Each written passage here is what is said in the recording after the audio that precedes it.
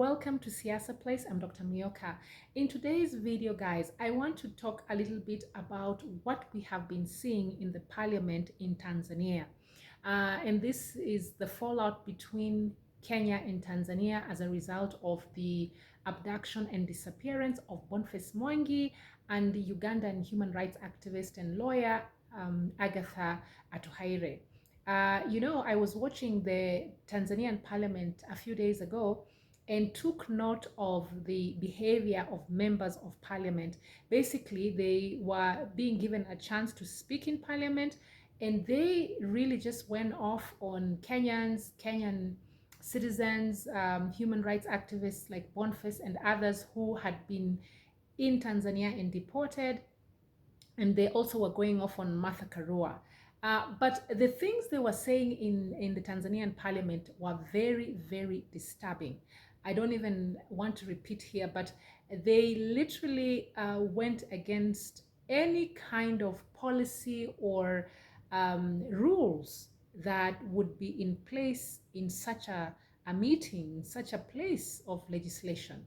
And so I'm doing this video, guys, because I really wonder if any of you have been asking the same questions I'm asking, which is that how is it that this was allowed to go on in parliament in the presence of the Speaker of Parliament? And he made no effort, he or she, actually I think it was a lady, she made no effort to stop the members from behaving in a manner that was really despicable, number one, but also uttering utterances that would jeopardize the relationship between Kenya and Tanzania.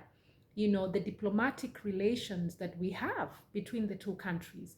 It was really shameful to watch this display that they put up, but it also raises questions about the true nature of the relations between countries within the East African community. So friends, I don't know what you think, what your observations are. Please share in the comments.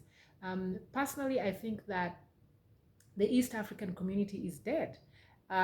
What we are calling a community is no longer a community, because a community is a place where you not only are a collective where you come together and do business and you engage economically, but you also have meaningful social engagements.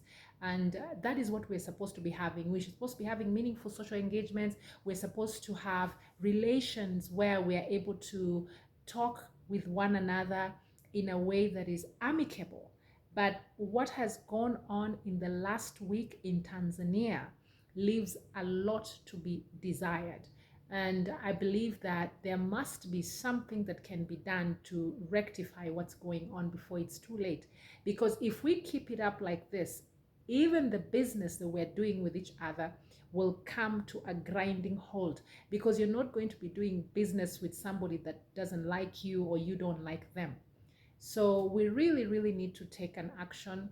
And I think we need to have a discussion with the Tanzanians.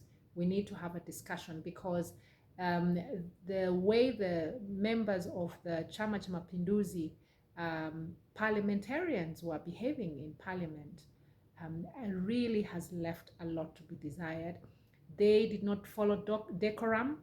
I don't expect a member of parliament who is dignified to make the kind of commentary that we witnessed this week. Some of it was threatening language even. They did not only try to humiliate Boniface and other Kenyans and other citizens, people like Agatha, not only did they humiliate them or attempt to humiliate them, they also are using very threatening language. And so we have to call these members to order. Thanks for listening.